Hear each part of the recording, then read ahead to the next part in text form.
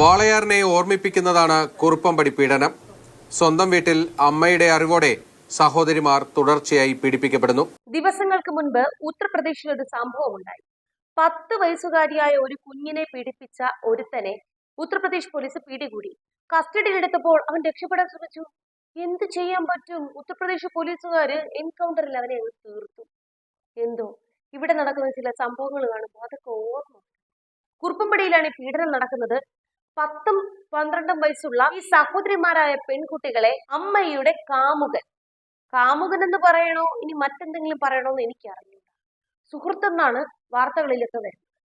അച്ഛൻ മരിച്ചപ്പോൾ വീട്ടിൽ കയറി കൂടിയ ഒരുത്തനാണ് അവൻ. ഈ പിഞ്ചു മക്കളുടെ ശരീരത്തിൽ കൈവച്ചു. 2 വർഷമായി തുടർച്ചയായി പീഡനം. ഒടുവിൽ അമ്മ എന്ന് പറയാൻ പോലും അറപ്പും വെറുപ്പുമാണ് തോന്നുന്നത്.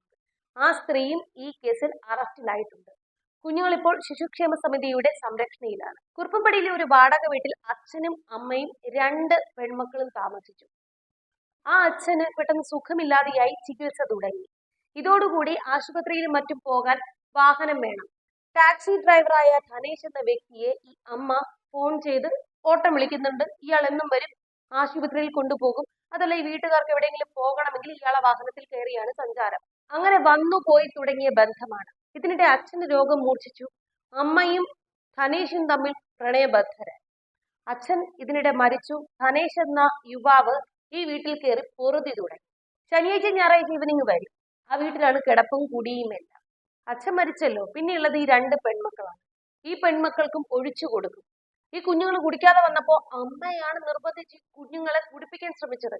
അങ്ങനെ ഈ അമ്മയും അമ്മയുടെ കാമുകനും കൂടി ഈ 2 പെൺമക്കളെ കുടിപ്പിച്ച് ബലാത്സംഗം ചെയ്യുക.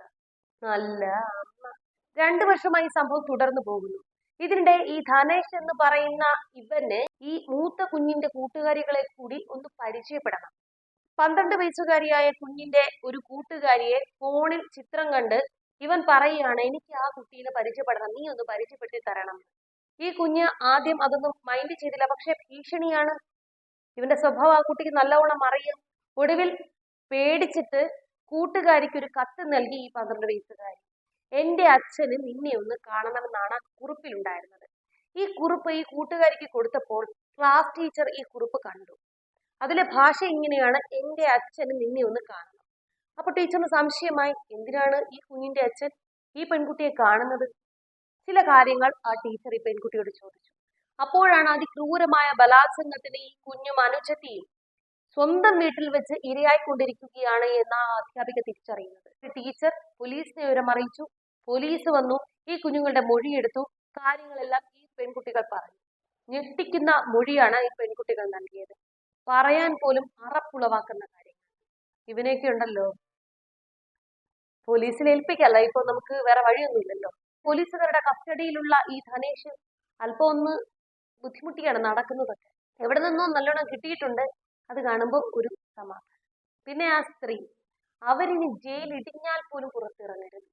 അവരുടെ സൂക്കേട് എന്താണെന്ന് വെച്ചാൽ അത് തീർത്തു കൊടുക്കാനുള്ള ഒരു സ്ഥിതി നമ്മുടെ നിയമ സംവിധാനം ഉണ്ടാക്കണം എന്നുള്ളതാണ് എൻ്റെ ഒരു അപേക്ഷ.